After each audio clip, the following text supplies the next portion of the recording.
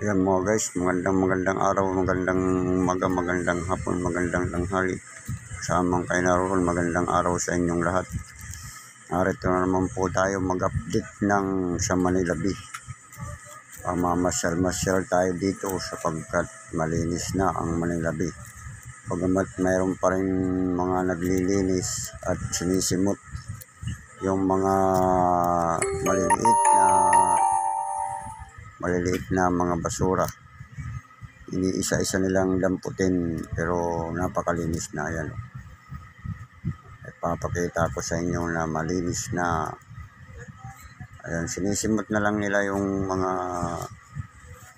maliliit na basura. Ayan, napakaputi na naman ng mga kasi wala na yung mga basurang malalaki. Wala na yung mga sako-sako, kukunti na lang. Mga ilan-ilan na lang ang mga basura dito at dami na silang nakuhang mga basura. Ayan, kinakalaykay pa rin nila yan kasi para talagang lumitaw yung mga basurang maliliit at iniisa-isa na lang dampot dahil para hindi na masama yung mga bato-bato. Talagang basura lang talaga yung dinadampot nila. Ayan, iniisa-isa nilang talaga nila. Kaya matyaga silang iniisa-isang damputin at para hindi madampot yung mga, hindi maisama yung mga bato-bato at buhangin. Kaya talagang masisipag sila mga MMDA. Pero kahit papaano meron pa rin naglilinis, marami na rin na namamasyal sa araw na ito. Kaya ayan ang mga nasa tabi siya, may muko na talaga, nagtampisaw na talaga sa ano. Kaya hindi na nakaalang ng mag-upo-upo sa dagat kasi malinis na eh. At saka malinaw na yung tubig dagat kaya marami na nasa tabing dagat. Ayun, mga nakaupo sa tabi, pinanamnam talaga nila yung dagat.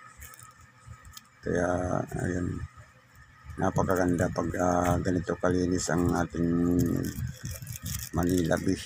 Kaya hindi natin maano kung ano talagang ano kasi malinis.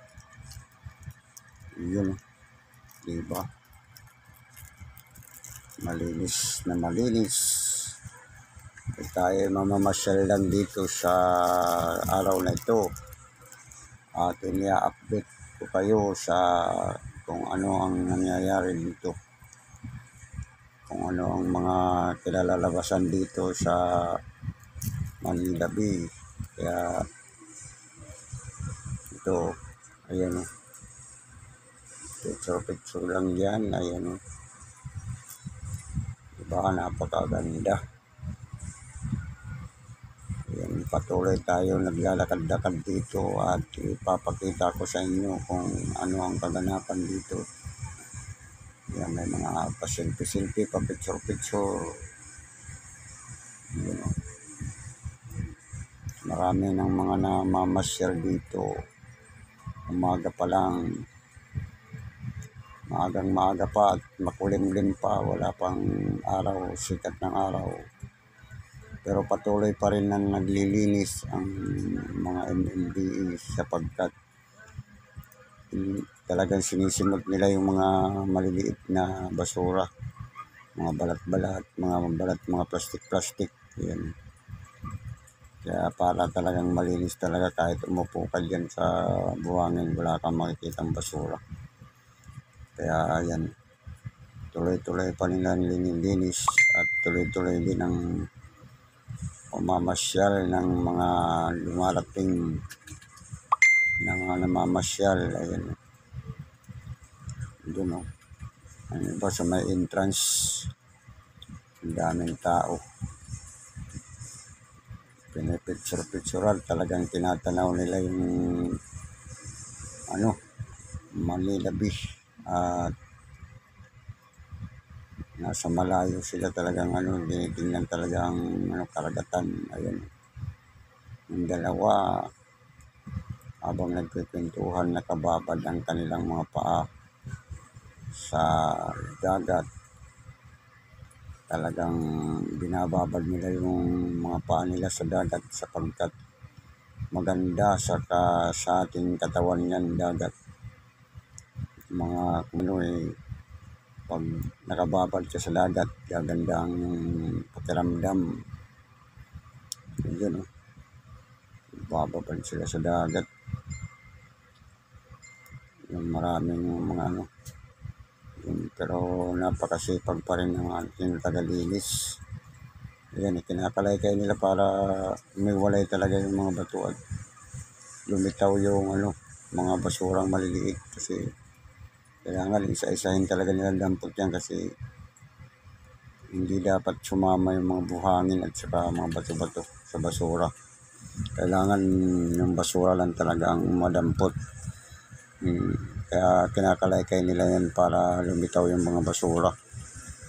Kasi pag ginaspan nila yan na kakasama yung mga buhangin saka bato. Kaya iniiwasan nilang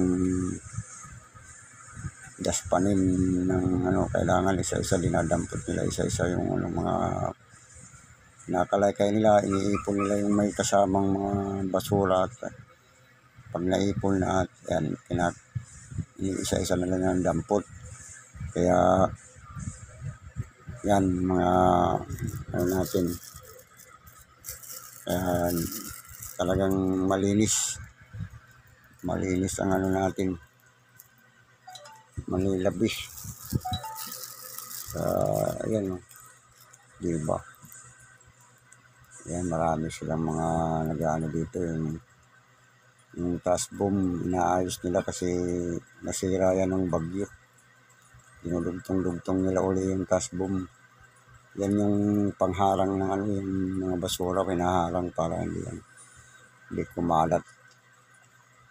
Lalagay sa dagat yan, nakaharang sa mga sa tabi para hindi sa kumalat yung basura. Kaya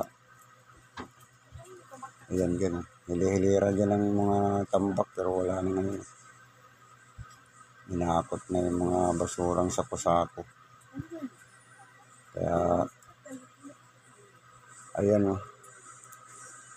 malinis na puting-puti ang aking buhangin. Ayan kung tuwa sila ati, may namumulot sila ng ano ba yung pulot nila, laman dagat, mga halaan, may tahong, ayun may tahong, may kaya ayun, mayroon mga tahong at mga halaan inaabangan ni ate para damputin pag may lumitaw na hindi na kailangan tinitingnan lang niya pag may lumitaw kasi nasa ilalim ng buhangin yan yung mga halaan, kailangan hukayin mo yun. Pero pag hinampas ng buhangin, ayan, lumilitaw yung mga halaan. Kaya yan, tuloy-tuloy tayo dito mag-update sa inyo. At aking papakita sa inyo lahat ng ating mga